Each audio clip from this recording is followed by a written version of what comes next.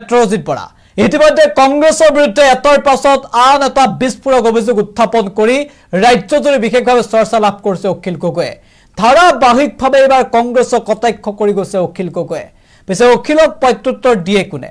কিন্তু শেহতীয়াকৈ অখিল গগৈয়ে কংগ্ৰেছক ইমানেই সমালোচনা কৰিলে যে প্ৰত্যুত্তৰ দিবলৈ অৱশেষত বাধ্য হ'ল দেৱব্ৰত শইকীয়া এবাৰ মুখ খুলিলে দেৱব্ৰত শইকীয়াৰ মতে কংগ্ৰেছৰ বুকুচাত উঠাৰ বাবেহে নিৰ্বাচন জয় হৈছিল অখিল গগৈ কংগ্ৰেছৰ বুকুচাত উঠিকে অখিল গগৈ জয় কৰিব পাৰিলে শিৱসাগৰ সমষ্টিটো নহলে শিৱসাগৰ সমষ্টিত পৰাজিত হ'লহেঁতেন অখিল গগৈ কংগ্ৰেছে প্ৰাৰ্থী নিদিয়াৰ বাবে শিৱসাগৰত জয় হ'ল অখিল গগৈ এবাৰ অখিলক কটাক্ষ কৰি বিস্ফোৰক মন্তব্য দেৱব্ৰত শইকীয়াৰ সবিশেষ দৰ্শকসকলৰ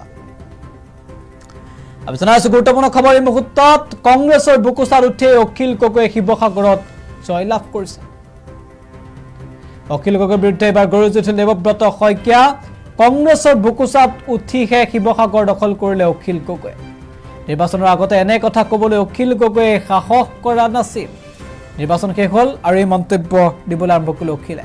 কংগ্ৰেছে প্ৰাৰ্থী দিয়া হ'লে শিৱসাগৰত পৰাজিত হ'লহেঁতেন অখিল গগৈ এই মন্তব্য দেৱব্ৰত শইকীয়া কংগ্ৰেছ নেতা দেৱব্ৰত শইকীয়াই এবাৰ গৰজি উঠিছে অখিলৰ বিৰুদ্ধে আৰু এই মুহূৰ্তত পুনে দেৱব্ৰত শইকীয়াৰ সেই বিশেষ মন্তব্য আমি শুনি ল'ব বিচাৰিছো দুদিনমান জালুক খাই লওঁ বিষ আছে কষ্ট কৰিছোঁ তো সেইকাৰণে অখিল গগৈ কোৱা নিচিনাকৈ থিয় হৈ পৰা নাই কষ্ট কৰিছিলোঁ গা বিষ মৰিব লাগিব তাৰপিছত চিন্তা কৰি কমাব তেওঁ এইবিলাক কথা কিয় এতিয়া কৈছে মইতো নাজানো তেখেতে যিখিনি কথা কৈছে আগতে ক'ব লাগিছিল তেতিয়াহ'লে মই তেওঁক সাহসী বুলি ক'লোঁ হয় কংগ্ৰেছৰ বুকুচাত উঠি তেওঁ শিৱসাগৰত জয়লাভ কৰিছে বুলি ক'বলৈ মই এতিয়া দ্বিধাবোধ নকৰোঁ কাৰণ তেওঁতো অলপ দিন আগত পঞ্চায়তৰ নিৰ্বাচন হৈছিল তাততো আমাৰ মিত্ৰতা নাছিল তেখেতৰ দলেতো প্ৰাৰ্থী দিছিল সেইখিনি কিমান জয়লাভ কৰিলে তেওঁ যে কৈ আছে অকল তেওঁৱে কষ্ট কৰাৰ কাৰণে তেওঁ বেছ আছে তেওঁতো সেইটো দেখা নাই আৰু তেখেতে ইলেকশ্যনৰ আগত কি কৈছিল আপোনালোকে নিজৰ বজাবচোন যে মই যদি ছিট দিম বুলি নকওঁ মই যদি এৰি বুলি নকওঁ মোক কোনে পইচা দিব কি কৰিম এইবিলাক কথাটো তেওঁ নিজেই সামৰাও কাঢ়ি আছিল আপোনালোকৰ আগত মই সেইবিলাক একো কথা ক'বলৈ নাযাওঁ মই কোনো বিতৰ্কিত মন্তব্য দিবলৈ নাযাওঁ খালি আমাৰ ক্ষেত্ৰত যিবিলাক কথা কৈছে মোৰ এটাই কথা মই আগতেও কৈছিলোঁ মোৰ সমষ্টিত গৈ তেখেতে কয় যে মই 2 লাখ আখৰীয়া পঞ্চায়তক প্ৰটেকশ্যন দিব নোৱাৰিলোঁ অৰ্থাৎ 2 লাখ আখৰীয়া পঞ্চায়তখন স্বাভাৱিকভাৱে ডিলিমিটেশ্যন কমিশ্যনৰ গাইডলাইন মতে শিৱসাগৰলৈ গুচি যাব নালাগিছিল আৰু অনুৰূপ ধৰণেৰে নামতিয়ালি পঞ্চায়ত য'ত সংখ্যালঘু ভোটাৰ থাকে সেইখনো শিৱসাগৰ সমষ্টিলৈ যাব নালাগিছিল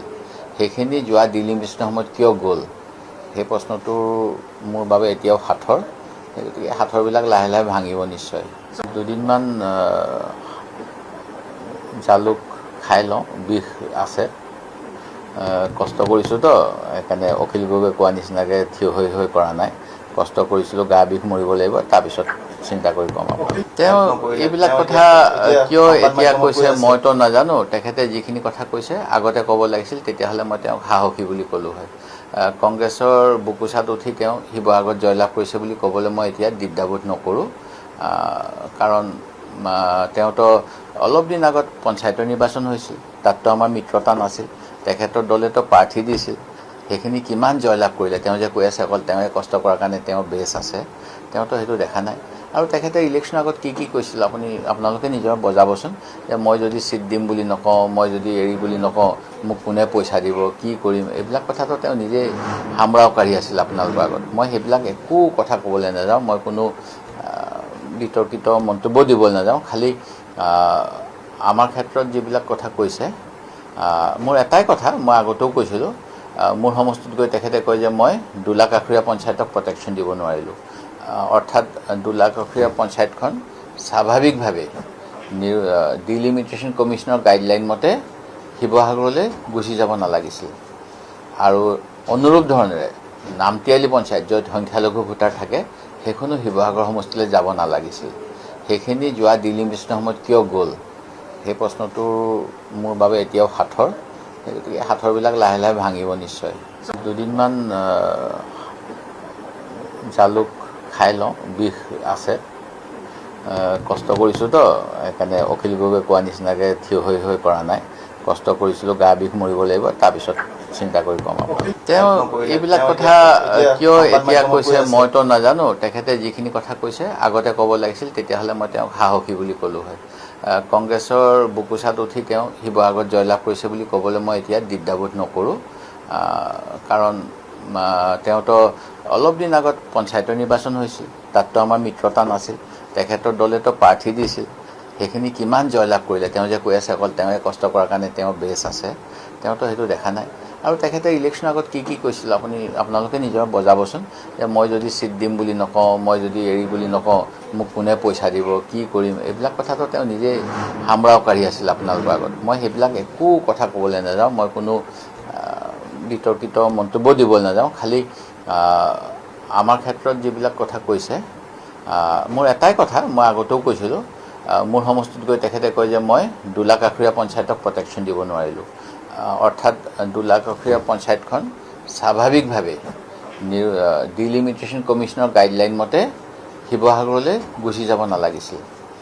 আৰু অনুৰূপ ধৰণেৰে নামতিয়ালি পঞ্চায়ত, য'ত সংখ্যালঘু ভোটাৰ থাকে, সেইখনো শিৱসাগৰ সমষ্টিলৈ যাব নালাগিছিল। সেইখিনি যোৱা ডিলিমিটেশ্যনৰ সময়ত কিয় গ'ল? উত্তৰ পূবৰ আগশাৰী শিক্ষা প্ৰতিষ্ঠান প্ৰতীক্ষা গ্ৰুপ অফ ইনষ্টিটিউচনছ 2026 বৰ্ষৰ বাবে আৰম্ভ হ'ল নামভৰ্তি প্ৰক্ৰিয়া। B pharm, D pharm, BSc nursing, BMRIT, BMLT, GNM, BPT। পাঠ্যক্ৰমৰ বাবে মুকলি নামভৰ্তি। 17 এপ্ৰিলৰ পৰা আৰম্ভ হৈছে বিনামূলীয়া CEE কোচিং। আজিয়ে যোগাযোগ কৰক এই নম্বৰত 9706321768, 9181022366 আৰু 9181022377।